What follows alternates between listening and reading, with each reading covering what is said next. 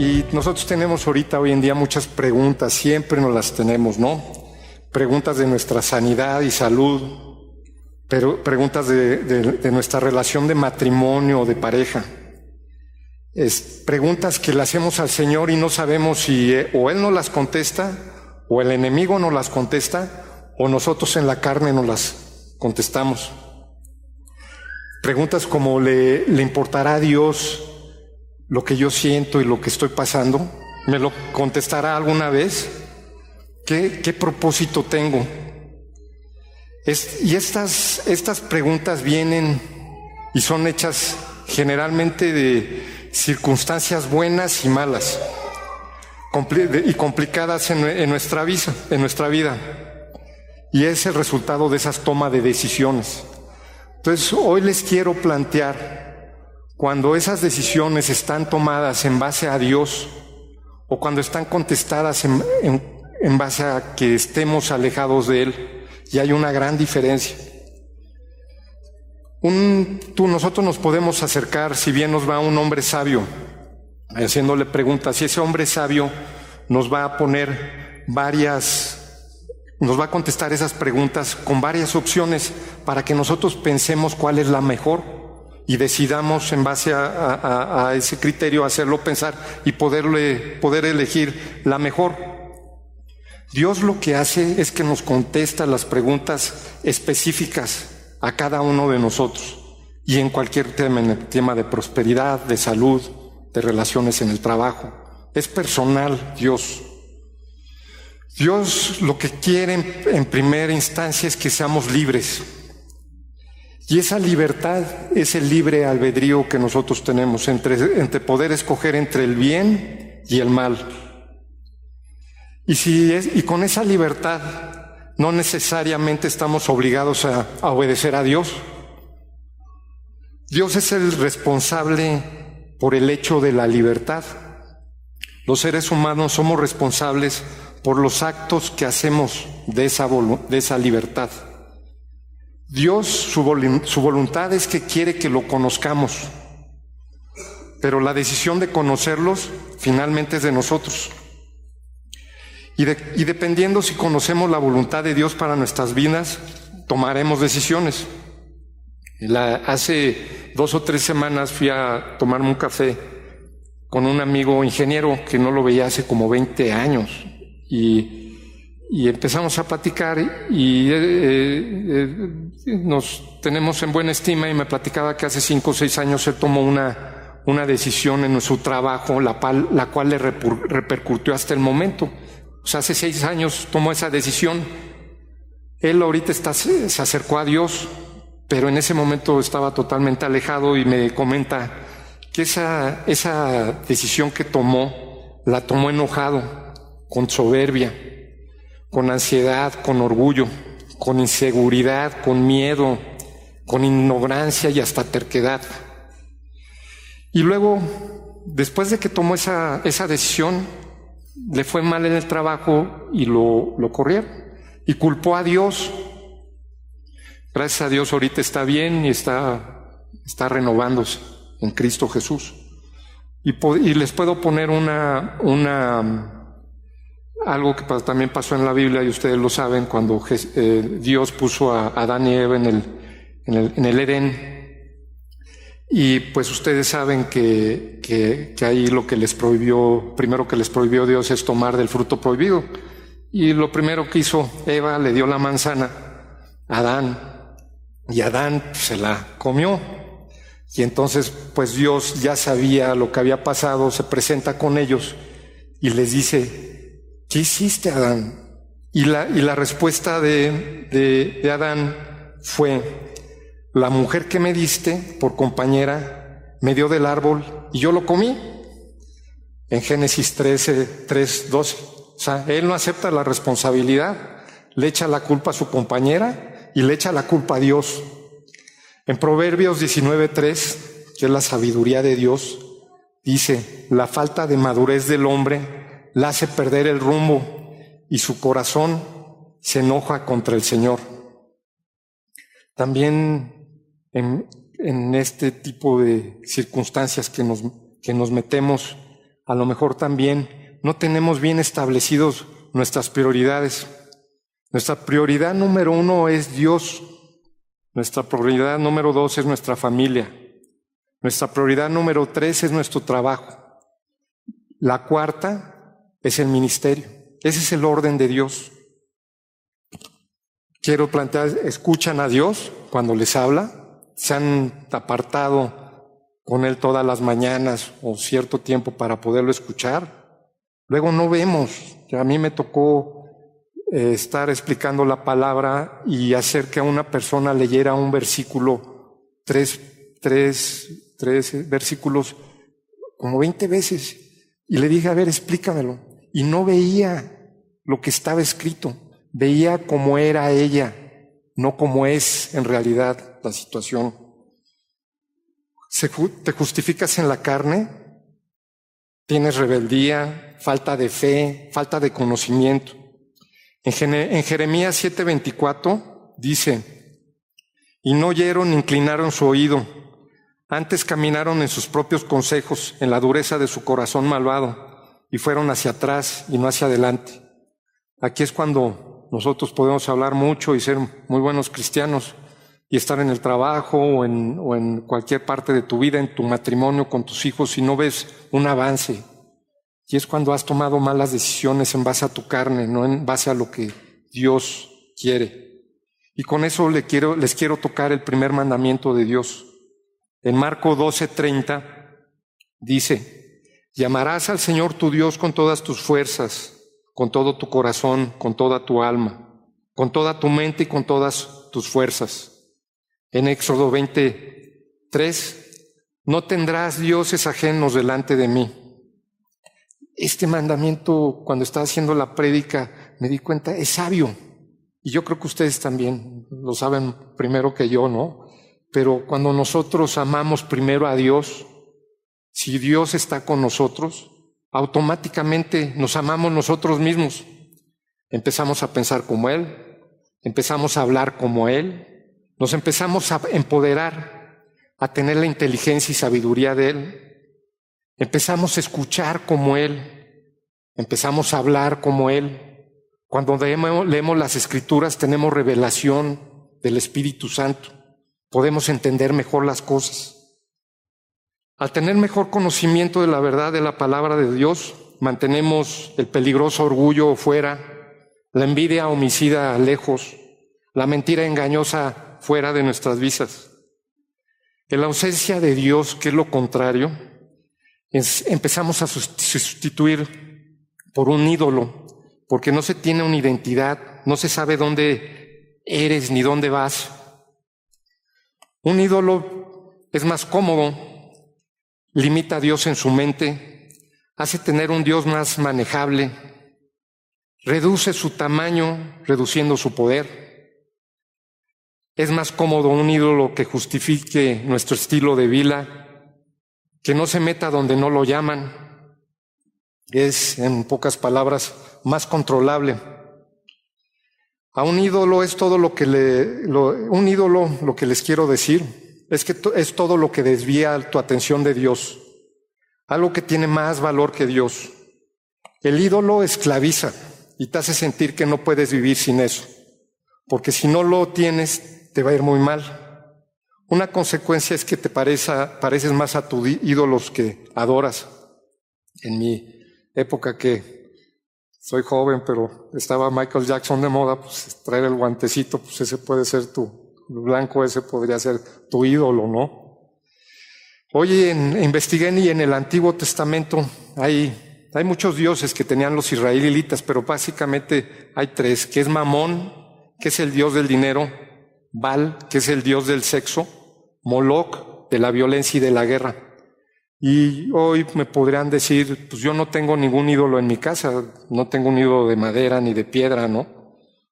Pero bueno, los ídolos que nos pasan en la televisión, en el cine, en el radio, en anuncios, en esos valores que se han perdido. Dios quiere que la voluntad de Dios es que, amados, deseo que sean prósperos en todo, que tengan salud, así como prospera su alma. Esa es la voluntad de Dios. Dios nos quiere que vivamos en una buena casa, manejando un buen carro, que comamos bien, que tengamos viajes, que vivamos tranquilos y en paz. Los valores de este momento es traer una marca o traer un carro.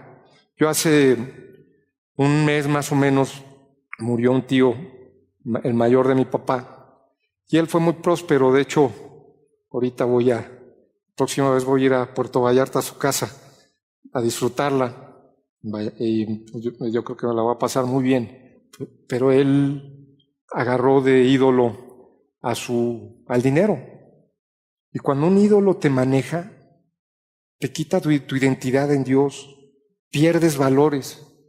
La factura que tuvo que pagar él fue muy cara, porque mi primo murió hace 3 o 4 meses, el hijo mayor de él. Entonces, pues también hay que sacar de conclusión que las bendiciones de Dios nos traen riqueza y no traen ningún pago de factura extra, ¿no? Un ídolo del mundo decepciona con sus mentiras. Es momentánea la felicidad, hay que pagar como les decía, una factura muy cara. Los ídolos puede ser el alcohol, el tabaco, la codependencia con una persona, el trabajo, adictos a la aprobación, que si no vienes vestido de tal manera o que no traes un carro, entonces te empieza a esclavizar. Eso es un ídolo. Los ídolos nos distraen de la verdad, nos distraen de la palabra de Dios, nos distraen para conocer el carácter de Dios, nos distraen de la voluntad de Dios a nuestras vidas, nos distraen para fortalecer nuestra fe, nos distraen de saber nuestra identidad, nos distraen de saber que somos hijos de Dios, que podemos empoderarnos de la palabra, de cambiar circunstancias, de poder hacer milagros y finalmente poder ayudar a nuestro prójimo. La idolatría nos malinforma. Hace como 2 semanas en la iglesia ahí de Interlomas, una hermana se acercó conmigo y les quiero poner un ejemplo de esa malinformación por no tener conocimiento adecuado de la verdad y de la verdadera doctrina que tenemos. Y me dice, es que mi esposo constantemente le está yendo mal y agarra un trabajo y le va mal. Y así fue su papá. Y me pregunta, ¿y no hay una maldición generacional? Y hasta me pasaba un versículo, me pasaba el versículo 25 y se los voy a leer. No te inclinarás a ellas ni las honrarás, porque yo soy el Señor tu Dios, fuerte, celoso, que ha visto la desigualdad de los padres sobre los hijos hasta la 3ª y 4ª generación de los que me aborrecen. Aquí parece injusto que Dios castiga a los hijos por los pecados de los padres.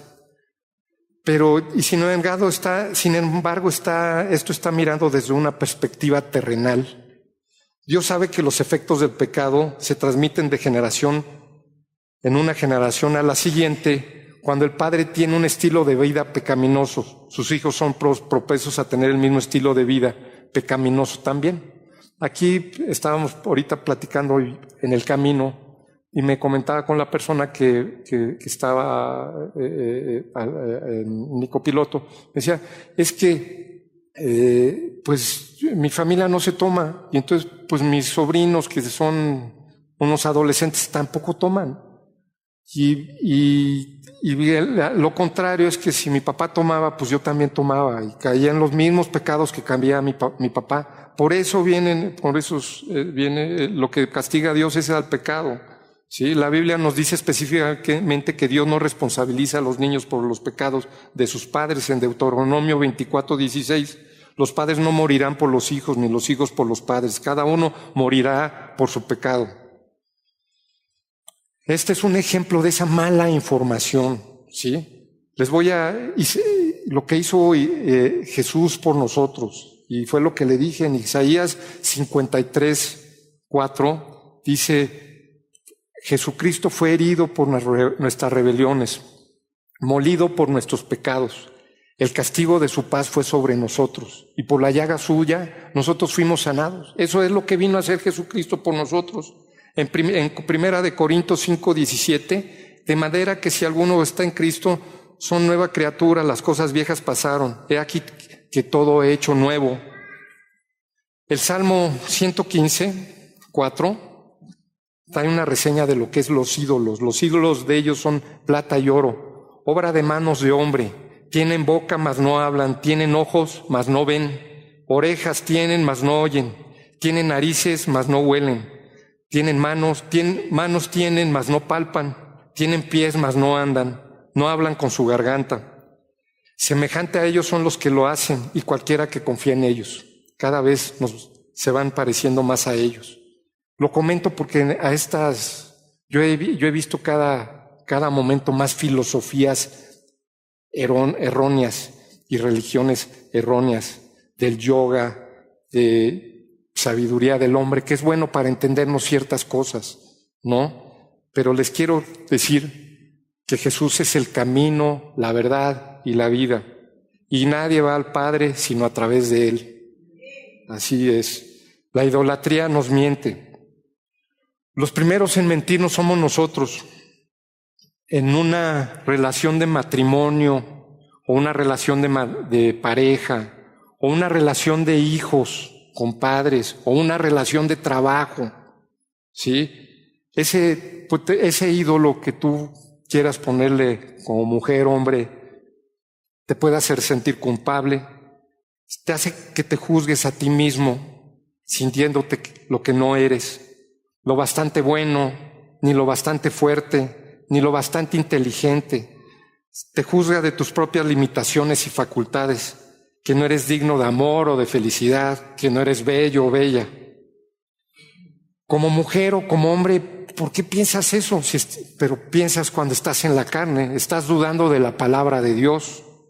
En tu orgullo piensas que lo vas a poder solucionar en tus fuerzas.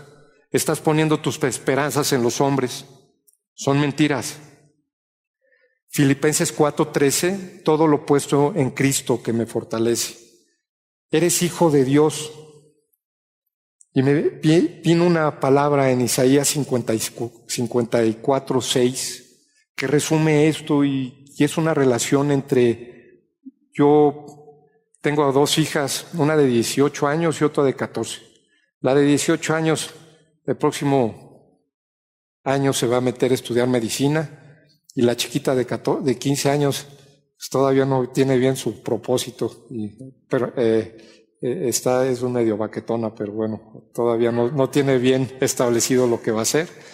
Pero como mujer, Dios ve lo que les dice a este tipo de personas que, sabiendo que tienen todo en Dios, son pisoteadas y son dejadas, ¿no? Se lo voy a leer primero completo y luego cada extracto. Isaías 54:6.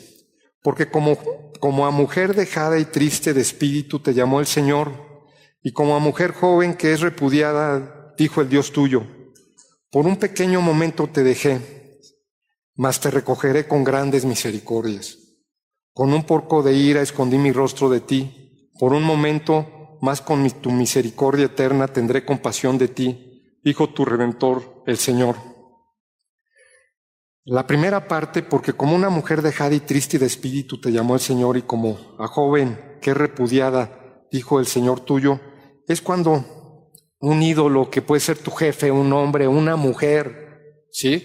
Ese ídolo te hace sentir culpable, que te juzgues a ti mismo, que no eres lo bastante bueno, que no tienes las finanzas necesarias para hacer un negocio, para poderlo cerrar, o que te falta altura, o que estás muy gorda, o que estás muy flaco, ¿no? Entonces, dice Dios, porque en un pequeño momento te dejé, y antes dice el Señor, y como a mujer joven que es repudiada, dijo el Dios tuyo, por un momento te dejé. O sea, Dios posiblemente pensamos que se aleja de nosotros, porque no contesta esas preguntas que tanto le cuestionamos, pero en realidad ese alejamiento de Él es para podernos acercar, para poder estar cerca de Él, para poder comulgar cerca de Él, para poder pensar igual que Él, para podernos llenar de ese amor, de ese primer mandamiento, que amarás a tu Dios sobre todas las cosas, para poderte valorar, para poder tener esa identidad en Dios, saber que eres hija e hijo de Dios y que te puedes empoderar de la palabra y puedes cambiar circunstancias y hacer milagros. Y dice Dios, con un poco de ira escondí mi rostro de ti. O sea, Dios se enoja. Dios se enoja porque no nos respetamos y a la hora de no respetarnos nosotros no lo respetamos a Él, desconfiamos de su palabra. Sin embargo, dice, escondí mi rostro de ti por un momento, no es toda la vida. Mas con misericordia eterna tendré compasión de ti, dijo tu Dios Redentor, el Señor. Entonces, finalmente Él nos rescata para la eternidad y para continuar con nuestro propósito de nuestra vida. Yo, como padre terrenal de mis hijas, les escribí algo que dice, no vas a pedir cuentas Dios nos va a pedir cuentas de las lágrimas de las mujeres. Hay que entender que la mujer viene de la costilla de un hombre, no de sus pies para poderla estar pisoteando, no de su cabeza para sentirse superior, sino de su costado para ser iguales, debajo de su brazo para ser protegida y junto al corazón para ser amada. Dios quiere que nos protejamos los unos a los otros, tanto a los hombres como a las mujeres, a nuestras familias, a nuestros trabajos. Quiere que seamos prósperos. En todo esto también viene esa condenación y ese juzgar. Dios nos los muestra en Juan 8, 2 al 11, en la mujer adúltera, que se los quiero leer. Y por la mañana volvió al templo y todo el pueblo vino a él. Y sentado él les enseñaba. Entonces los escribas y los fariseos le traen una mujer tomada en adulterio.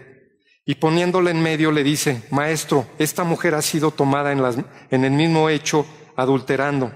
Y en la ley de Moisés nos mandó apedrear a las tales. ¿Tú pues qué dices? Mas esto decía tentándolo para poderle acusar a Jesús. Pero Jesús, inclinando hacia abajo, escribía en la tierra con el dedo. Y como perseverada preguntándole, se enderezó y les dijo, el que vosotros estéis sin pecado sea el primero en arrojar la piedra contra ella. Y volviéndose a inclinar hacia abajo, escribió en la tierra. Oyendo pues ellos esto, se salían uno a uno, comenzando desde los más viejos hasta los más postreros. Y quedó solo Jesús y la mujer que estaban en medio. Y enderezándose Jesús, y no viendo a nadie más que a la mujer, le dijo, Mujer, ¿dónde están los que te acusaban? ¿Ninguno te ha condenado? Y ella dijo, Señor, ninguno. Esto hay varias cosas para analizar. Primero, el Dios que tenemos, cuando más favorable es la sentencia, más suave la represión y la amonestación a no rescindir, por ese amor que le tenemos. Son consolados a los que Jesús no condena. No pecar nos obliga en amor y gratitud a quien nos perdonó. Esto se llama vivir en gracia. Él nos perdonó y nos sigue perdonando nuestros pecados y lo va a seguir haciendo. Y lo que nos dice que no pequemos más, que nos arrepintamos de corazón. También otra enseñanza es que Él, siendo el mismo Dios, no juzgó ni condenó a la mujer, que Él lo podría hacer, pero Él no lo hizo. Entonces, si Él no tiene derecho a juzgar, Él no, teniendo el derecho a juzgar a la mujer, no la juzgó, menos nosotros, a juzgarnos a nosotros mismos y a juzgar al prójimo. Sí, o sea, Él tiene, y esa autoridad que tiene para perdonar nuestros pecados, Dios, viene en San Mateo 9:6, donde pues para que se los voy a leer, pues para que sepáis que el Hijo del Hombre tiene potestad en la tierra para perdonar pecados, le dice al paralítico, levántate y toma tu cama y vete a tu casa. Esta manera de juzgarnos nos va a hacer que seamos libres, que tengamos esa identidad de hijos de Dios en Jesús, en que todo lo podemos, hacer y no hay limitantes. Tenemos que ser valientes y esforzados para alcanzar ese propósito que Dios nos ha encomendado. Si, otra vez poniendo el ejemplo de Noé le dio el propósito a Dios, y acuérdense que cuando Dios nos da un propósito, nos equipa con todo. Nos equipa financieramente, nos equipa con personal, nos equipa con tiempo, nos equipa con conocimiento. Noé no tenía conocimiento de hacer un barco, ¿no? Entonces debemos de estar seguros de eso, ¿no? De que ese propósito lo podemos cumplir en Él fácilmente. Cada quien en este viaje de la vida es diferente. Cada quien, el mío es diferente al de ustedes y cada quien hemos tomado decisiones correctas o decisiones erróneas, de los cuales pues podemos estar orgullosos o podemos haber sido una lección para nosotros, para nuestra vida, para poder acercarnos o alejarnos más de Dios. Y ese tiempo de que cada uno corremos, debemos de ser respetuosos. No es lo mismo una persona que acepta a Dios en primeras instancias a una persona que se tarde más tiempo. Finalmente, nosotros ponemos la semilla, removemos la tierra y Dios es el que la va a hacer crecer. Deja de juzgar. Todas las emociones son hermosas. La vida es tangible. Abre tu mente, tus brazos a nuevas gentes, lugares y situaciones. Nuestras diferencias nos pueden unir. Respetemos y respetemos a los demás. Querer cambiar a alguien es querer quitar un diseño divino que no nos corresponde. A las mujeres especialmente les digo que no se disculpen por sentir. Dios diseñó a la mujer para eso. No se olviden de su identidad, de nuestra identidad. Ser dignos hijos de Dios. Todos tenemos cosas que corregir en nuestra actitud, en nuestra fe, en nuestra integridad, que es el escudo contra la avaricia y la vanidad, en nuestro físico, cuidarnos del sobrepeso, el vicio del cigarro, el alcohol, en mi caso la poca tolerancia a la frustración, de querer tener las cosas en el momento que yo quiero y cuando yo quiero. Y Dios me ha dicho, no es así. Tienes que ser humilde. Esa humildad nos enseña para que seamos moldables, seamos manejables. Poníamos el ejemplo en Rema de un caballo pura sangre. Cuando lo montan, pues no es manejable, ¿no? Y no lo puedes dirigir. Cuando es manso, Dios nos puede dirigir y nos puede encaminar hacia donde Él quiere, por nuestro beneficio. Efectivamente, tenemos ese libre albedrío de escoger el bien y el mal, pero como Él dice, escojamos el bien, porque tenemos más bendiciones en Él, más prosperidad. La fe empieza cuando la voluntad de Dios es conocida. Vamos a ver el pasaje del portentoso milagro de la resurrección de Lázaro, hecho por nuestro Señor Jesucristo. Vemos el carácter de Dios en esta parte de la Biblia, ver cómo es nuestro Dios, cómo ese Dios que tenemos se preocupa por nosotros y nos ama. Voy a proceder a leerlo. Dice en el versículo 11, Juan 11, 21 al 44, tan pronto como ella lo oyó, se levantó rápidamente y fue hacia él. Pues Jesús aún no había entrado en la aldea, sino que todavía estaba en el lugar donde Marta la había encontrado.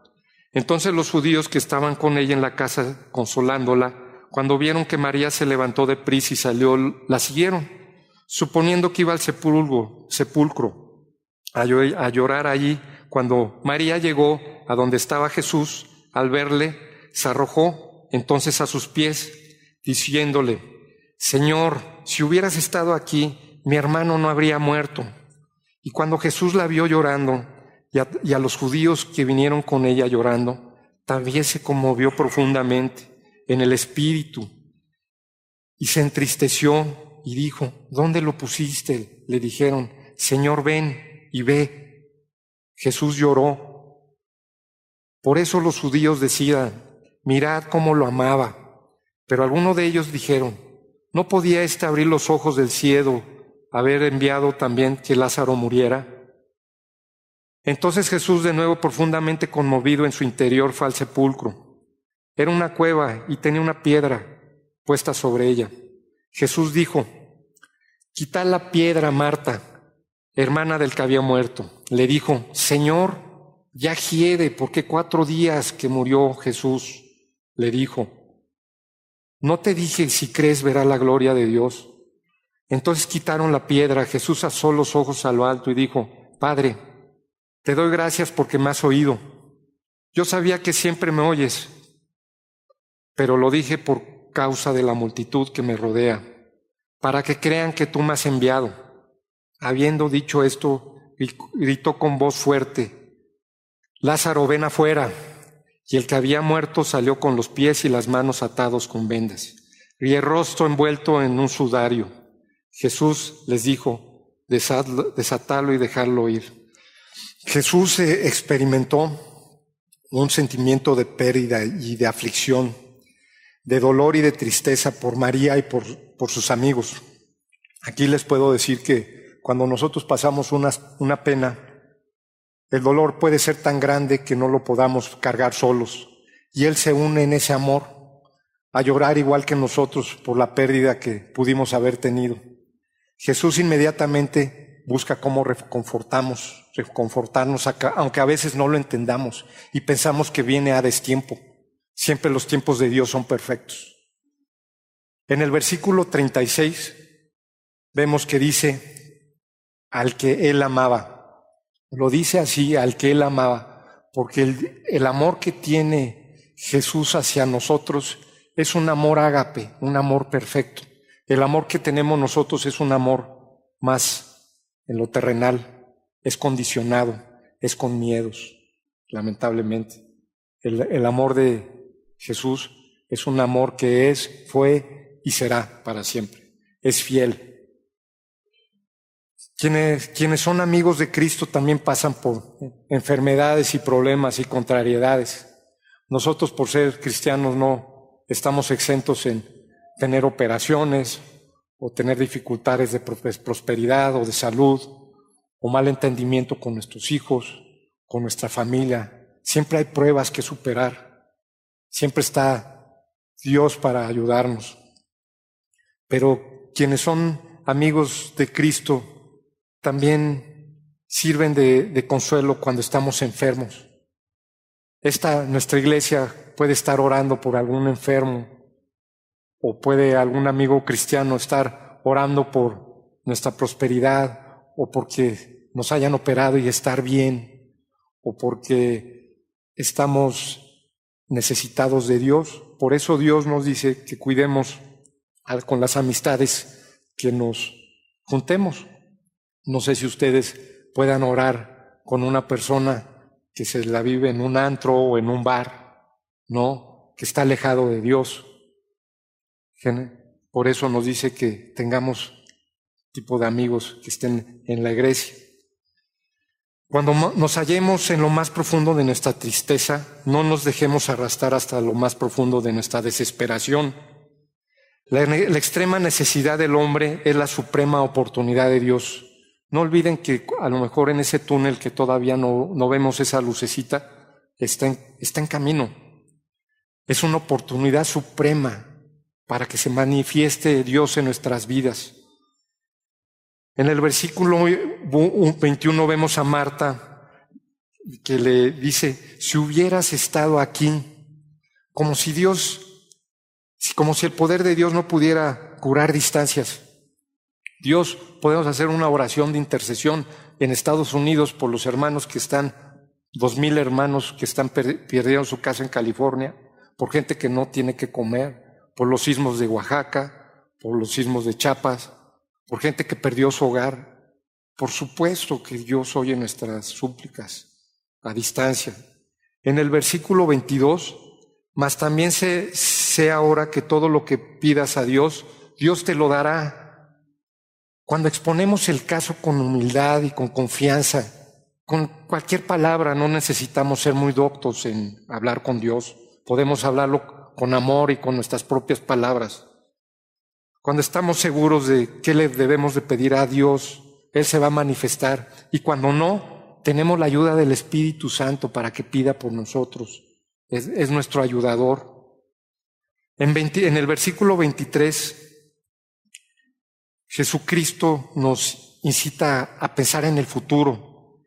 Le dice a Marta y a María, tu hermano va a resucitar. Es importante poder ver el pasado algún tiempo para poder no volver a caer en ese mismo error. Pero nada más, Dios nos incita a ver en el futuro, a confiar en Él, saber que Él nos ama, que se preocupa por nosotros.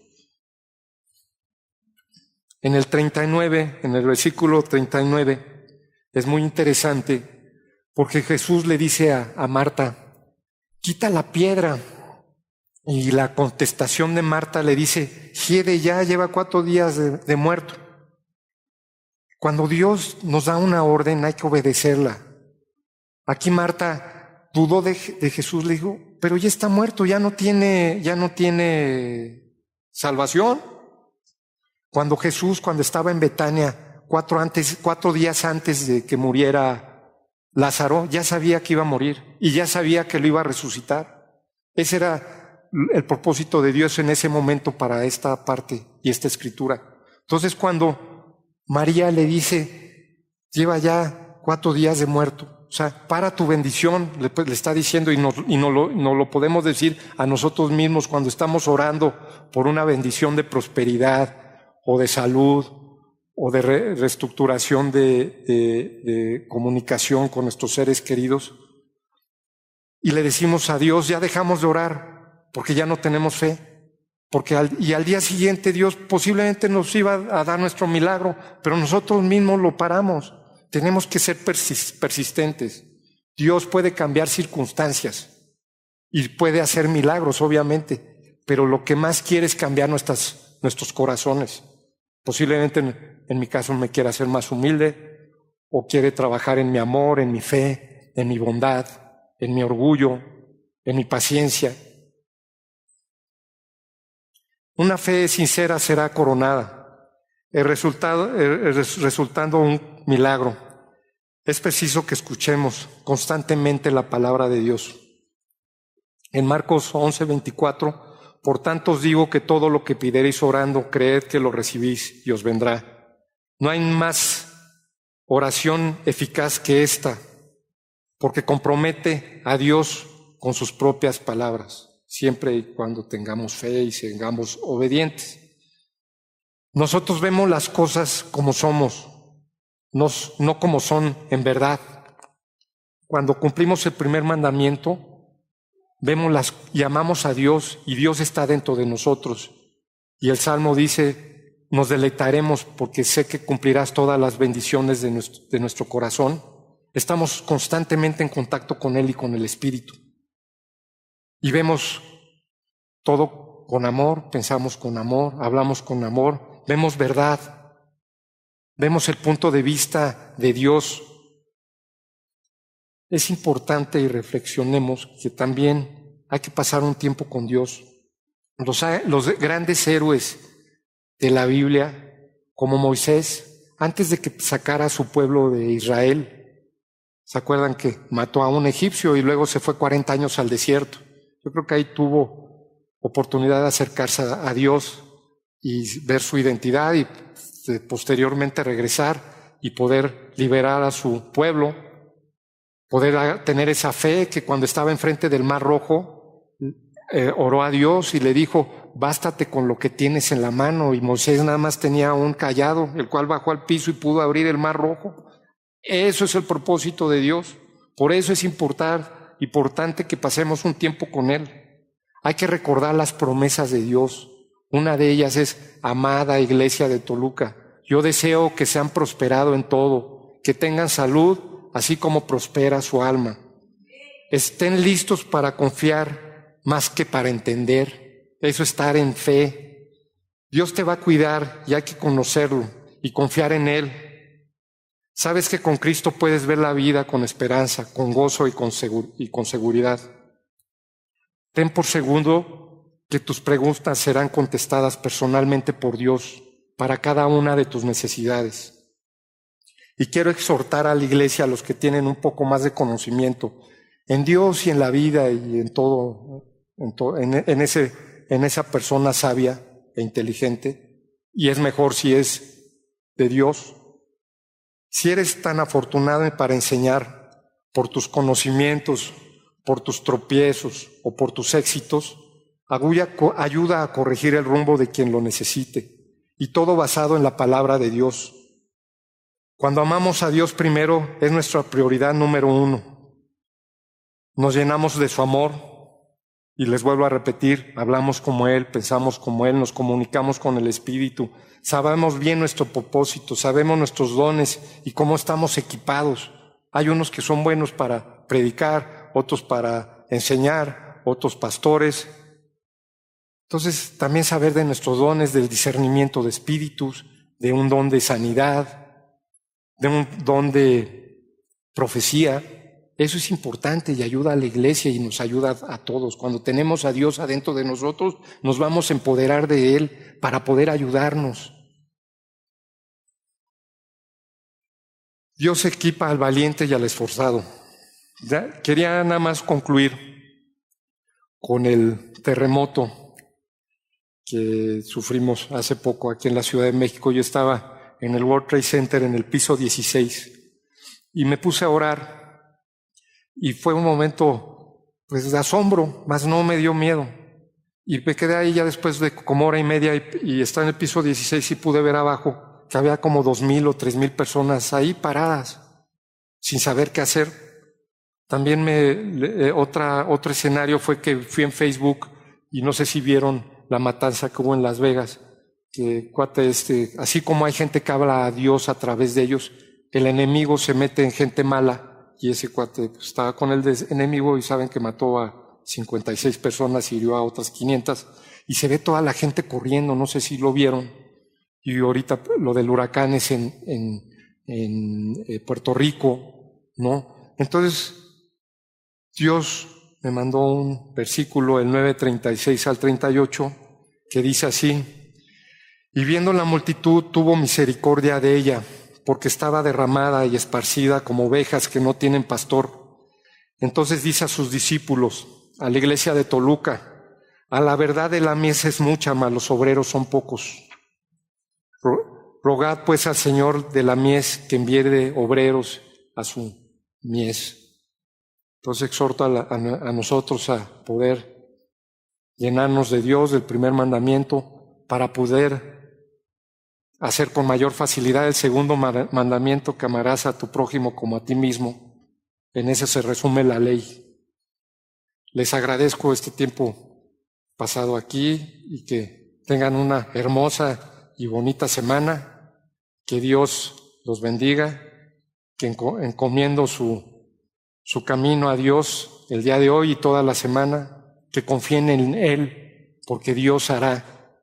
Deleítense, porque Dios está con ustedes, porque cumplirá con todas las peticiones de su corazón, ese corazón que quiere conocer a Dios, quiere saber quién es, de sus bendiciones, de sus propósitos, que es un Dios amoroso que llora con nosotros, que se sepan que nuestras peticiones son escuchadas en el momento que nosotros las decimos. No se dejen vencer por las circunstancias, ni por lo que ven sus ojos. Tengan fe que todo va a estar muy bien. Que Dios los bendiga. En nombre de Cristo Jesús. Amén.